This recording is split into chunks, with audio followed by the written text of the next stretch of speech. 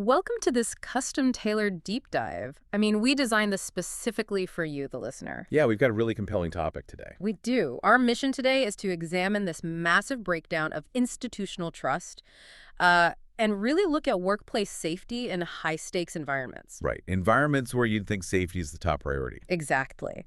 So today's case study is this huge scandal from late 2025 involving Taiwan's Shuang Ho Hospital. It's a tough one to read about, honestly. It really is. We have a solid stack of sources for this, including investigative news reports, transcripts from a December 2025 press conference held by the Taipei Doctors Union, and this incredibly detailed professional analysis document. Yeah, that analysis document really breaks down the systemic governance failures in these medical workplaces. And the hook here, like the thing I want you to really think about as you listen, is how hospitals are viewed as these, sanctuaries of healing. Right, ultimate safety. But our sources reveal what happens when a culture of silence protects a predator instead of the staff.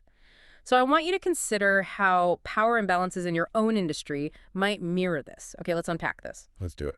So we're moving from this pristine image of a hospital straight into the grim reality of the radiology department. Or, as it's officially called in the sources, the imaging medicine department. Right, and the accusations here are just shocking. Former female doctors came forward with claims against the former head of this department. And this wasn't just, inappropriate comments. The sources detail unwanted physical contact in hidden areas. Like places without cameras. Exactly. He would rub their hands and press on the back of their necks. Ah, that's just so violating. It is, but there's this one anecdote from the press conference that is just chilling. The recovery room story. Yeah. One doctor reported that she was barely conscious in a recovery room after having miscarriage surgery. Oh my God. Right. And the department head comes in under the guise of, visiting her. Just bypassing all the standard visitor protocols because he's a doctor. Exactly. Yeah. And while she's lying there, totally vulnerable, he proceeds to hold and just rub her hands. While she's recovering from a miscarriage. That's deeply malicious. It really is. And the verbal and psychological abuse was just as calculated. Yeah, the sources mentioned he would force interactions by claiming they needed to, quote, discuss a workplace bullying case.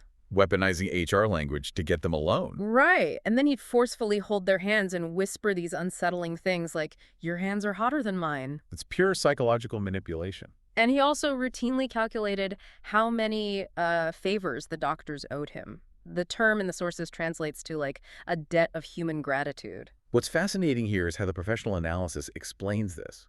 They introduce this concept of power-based harassment. Okay, break that down for us. So in these highly specialized fields, the perpetrator, the department head, he controlled performance reviews, promotions, and academic resources. Right, so you can't just ignore him. Exactly. The victims were essentially trapped by their own ambition and by their abuser. It sounds like being in a submarine where the person drilling holes in the hull is also the only one holding the keys to the escape hatch. That is a perfect analogy. If you speak up, your career drowns. But it wasn't just their careers at risk. There was a massive occupational hazard here, too. Yeah, this part is incredibly alarming. The sources reveal he forced pregnant doctors to work night shifts. Which exposes them to ionizing radiation. Right, knowingly exposing them to radiation risks, completely against maternal protection protocols. Wait, really? He forced pregnant doctors into radiation zones? Yes. And ionizing radiation can cause catastrophic cellular damage to a developing fetus. It's a profound biological danger. So it's not just HR violations, it's active endangerment. So how did these doctors finally break the silence? What did the hospital do? Well, the hospital claims they had a strict zero-tolerance policy. Okay, let's lay out the timeline from the hospital's perspective, just to be balanced. Fair enough. They completely denied any cover-up. Right. So they say they received the complaints in June of 2025. And they separated the accused from the victims, which is standard procedure. Then they initiated a formal Gender Equality Committee investigation. They interviewed 7 different people. And by August 25, 2025, they confirmed that 3 separate sexual harassment complaints were established. 3 confirmed complaints. Yeah. And on August 28, the hospital stripped the accused of his supervisory role. And they announced it to the whole hospital the next day. So on paper, it looks like they handled it. It looks like the system worked. But here's where it gets really interesting, because the union and the victims were massively frustrated. Oh, absolutely outraged. Because despite the guilty verdict, the hospital's punishment was merely one minor demerit for each offense. One minor demerit. A minor demerit, like it's high school or something. And it gets worse. The hospital kept the specific reasons for the punishment completely hidden from the victims. Citing privacy laws, right? Exactly. The victims actually had to find out through back channels. That is wild. And when they tried to appeal? Completely ignored. Their appeals were just brushed aside. And the accused never even apologized. No apology. Yeah. And he remains a practicing doctor at the hospital. Wait, he's still there? Still there. He holds a teaching position, and he still sits on the board of his Radiological Medical Society. So he loses a title but keeps his power. If we connect this to the bigger picture, the professional analysis calls this a complete mechanism failure. Mechanism failure, yeah, that makes sense. The punishment lacked any real transparency. It completely failed to protect the victims. I mean, one of the victims was so terrified of retaliation, she felt forced to resign in July 2025. Right before the investigation even concluded. That just breaks my heart. She had to abandon her career just to feel safe. It shows how deeply the system failed them. So, having explored this specific case and this totally botched HR response, we need to zoom out a bit. Yeah, because this isn't just about one hospital. Right. We need to look at the industry-wide structural issues. There's a specific detail in the sources about a new system called the Wolf Doctor platform. The Wolf Doctor platform. Yeah. It was meant to be a registry to track disciplined doctors. Like an early warning system. Exactly. So an abuser couldn't just quietly move to another clinic. But the union points out this fatal flaw. Right, because if hospitals like Shuang Ho hide the severity of the punishments, and they don't proactively report to the Health Bureau for disciplinary action, then the platform is totally useless.